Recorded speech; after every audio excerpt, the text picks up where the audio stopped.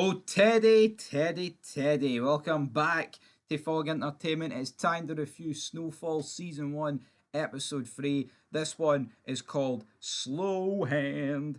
And by God, this episode was absolutely insane. You know what? It just took one of those like sharp left hand um turns that I did not expect it to turn to, and it's crazy. Let's get now. I'll be honest, folks. It's about 10 days since I watched the episode, so we're going to go here, solely off of memory. But I tell you what, Jesus Christ, you know what? Let's talk about Teddy. So him and Alejandro, line up a huge arms deal essentially, right?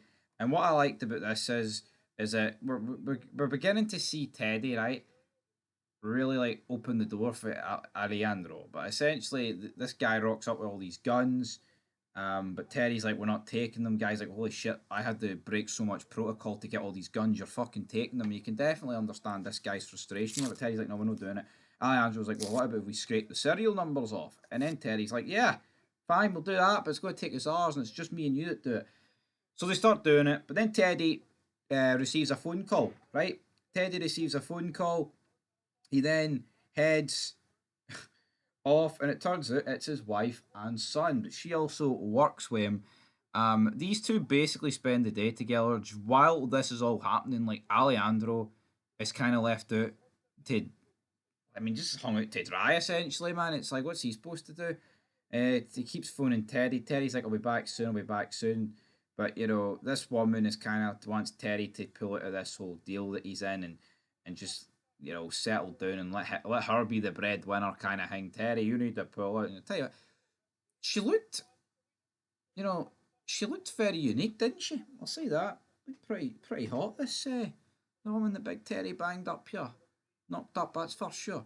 We'll definitely turn around and say that, guys. Absolutely.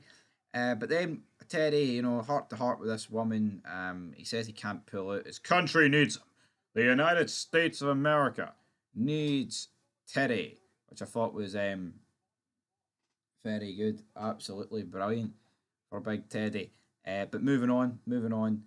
From him, he returns then to Alejandro, and it turns out Alejandro's took all the guns and left. So can I blame Alejandro? Left hanging all day, needs this deal to go through, and yeah, is this going to have massive ramifications? Probably. I would not be surprised, but we'll see how it goes. We then move on to Gustavo, Lucia, and Pedro. Essentially, these three are seeking a fall guy. They're discussing people. He's got a family. Um, Pedro wants to pin it on the guy with a family, but Gustavo's like, no, we're not hurting a family. What about the security guy? Pedro's very adamant they don't pick the security guy because because it's a bit more unrealistic that he would do it. But I mean, how's this going to go? They scope at the guy's house. Pedro falls asleep, and then Lucia and Gustavo head out after him. But we'll have to wait and see how that goes, guys, won't we? Absolutely. But right, their arc was a wee bit boring. But I want to get to the arc that matters. This episode of Slow Hand, right? Franklin needs to recover his money, right? So essentially, what he does, he gets him and his wee pal. All right, after he regroups outside being mugged by the two guys. She identifies them as Lenny and Ray Ray, two hustlers connected to some tribe of what are they called? The Western tribe. So, yeah, that not looking good there. Franklin then heads to the projects. He passes up many of Leon's siblings and cousins. Leon is ironing clothes. So, him and Leon's like, right, what in the hell is going on here? So, those two head off. They go down this like back alley.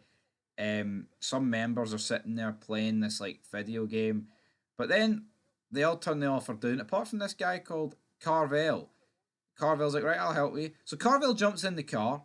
They arrive at this location, um, where Lenny's house is. Right, they basically beat him up, tie him up.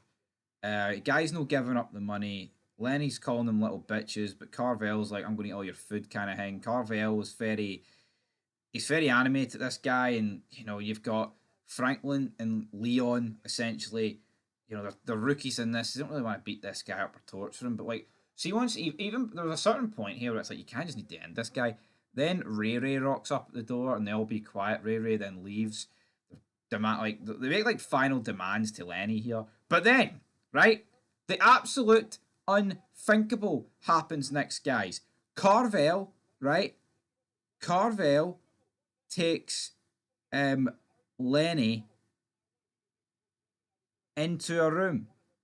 Then we get Franklin and Leon listening. Leon's like, holy shit, he's beating him up, man. He is absolutely giving it, giving it to him.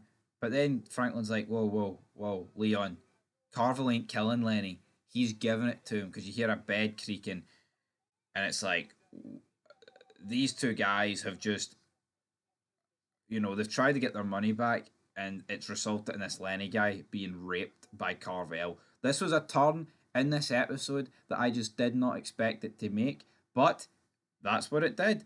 Absolutely crazy, guys. No two ways about it. Then Carvel gets up, takes the money. Franklin's like, well, what about my money? And Carvel's like, haha, and just leaves. And it's like, holy shit, man. What is going on here? It's just like fucking insane. Absolutely crazy. Franklin then requests a gun from his aunt and uncle's house. Is he going to go after Carvel? I don't know. But this was an episode, despite how dark it was, right? I think it just took a step up in terms of the storyline. It really did. So, I mean, what is Franklin going to do? Is he going to get his money back? Who knows? Just crazy. But yeah, like I said, I think it did take like a noticeable step up in quality. So, what am I going to give this episode? 10. I'll give this episode a 7 out of 10. Like, it was just a crazy ride the entire journey. I mean, definitely for Lenny, man. It took a ride that I'm sure he didn't expect to make. Absolutely bonkers, guys. It was absolutely fucking crazy, to say the least. It was mental, man. Absolutely. R.I.P. to Big Lenny. I mean, I couldn't believe it. But, well, I say I couldn't believe it. Once the door got closed and then they listened for like 3 seconds, the penny dropped just like it did, well, just like Lenny's pants did. And then Franklin's like, he's not killing him, Leon. He's giving it to him. Plot twist of the century. Holy freaking shit. Will Franklin get his money back? I'm not convinced it's going to end with blood being spilt, but yeah, that's why episode 4 is going to get watched. When did I watch episode 3 of the watch along? That was on the 12th of May, and that was 10 days ago. So I've done well to remember it, haven't I, guys? Anyway, 7 out of 10. Till next time. Peace.